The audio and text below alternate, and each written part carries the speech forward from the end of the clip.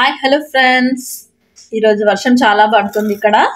So నేను సర్వపిండి చేస్తున్నాను. తెలంగాణ స్టైల్లో సర్వపిండి తయారు చేస్తున్నాను. ఇది అనపకాయ అంటారు కదండి, దాన్ని తురుముకున్నాను. బియ్యం పిండి తీసుకోవాలి. ముందుగా బియ్యం పిండి తీసుకోవాలి మనము. దాంట్లో తురిమిన అనపకాయ, ఉల్లిపాయలు ఇలా పెద్ద పెద్ద సైజులో కట్ చేసుకోవాలి. శనగపప్పు, పెసరపప్పు నానబెట్టి వేసుకోవాలి మనము. పచ్చిమిరపకాయలు కట్ చేసి వేసాను నేను. కొందరేమో మిక్సీ పట్టి వేస్తారు. నువ్వులు, జీలకర్ర, పసుపు, కారం, కరివేపాకు, కొత్తిమీర, ఇందులో కొన్ని పల్లీలు యాడ్ చేస్తాను నేను. పల్లీలు కొంచెం ఇట్లా క్రష్ చేసుకొని వేసుకోవాలి మనం పల్లీలు. ఇది సాల్ట్ అండి మెయిన్. సాల్ట్ వేసిన తర్వాత మనం ఏం చేయాలంటే కొద్దిగా వాటర్ కలుపుకొని, యాక్చువల్లీ మీకు వాటర్ పడతాయి, కొద్దిగా వాటర్ వేసి కలుపుకోవాలి. చూడండి, పల్లీలు ఇలా క్రష్ చేసుకొని వేసేస్తున్నాను నేను. మీరు ఒకసారి కలుపుకునేటప్పుడు చెక్ చేసుకోండి సాల్ట్, స్పైసెస్ సరిపోయాయా లేదా.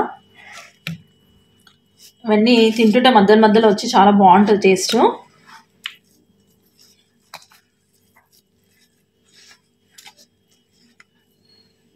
కొద్దిగా వాటర్ వేసుకుంటున్నాను అండి నేను.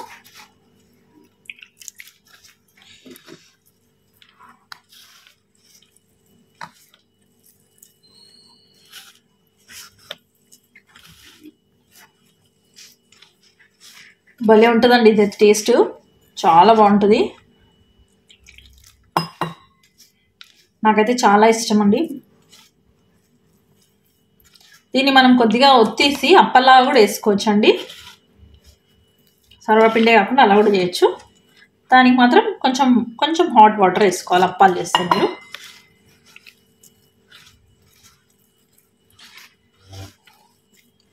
ఒక బియ్యం పిండి మన ఇంట్లో ఉంటే మనం చాలా రకాల పిండి వంటలు చేసేయచ్చు అండి.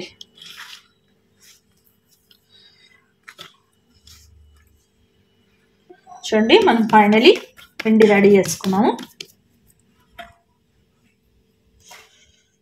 దీన్ని ఇప్పుడు మనం పెనంలోనన్నా మంచి దొడ్డుగా ఉన్న గిన్నెలోనన్నా పెట్టుకోవచ్చు. కొంచెం ఆయిల్ వేసేయాలి, పెట్టేసి నేను చూపిస్తాను మీకు ఎలా చేయాలనేది.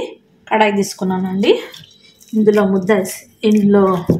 పిండి ముద్ద పెట్టి మనం ఇలా అనుకోవాలి, జస్ట్ స్ప్రెడ్ చేసుకోవాలి. మనము ఇలా ఉండకుండా కొంచెం సన్నగా అయ్యేటట్టు అవుతుందని పెట్టాను. ఆల్రెడీ తెలిసిన వాళ్ళకైతే ఓకే తెలుసుకోవాలి మనము.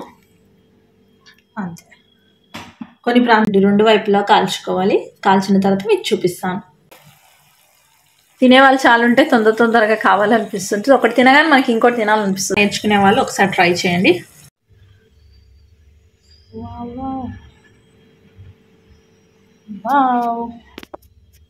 యమ్మీ యమ్మీ. చూసారండి ఎలా ఉంది? సూపర్గా ఉంటుంది ఇదండి. Super combination with chai.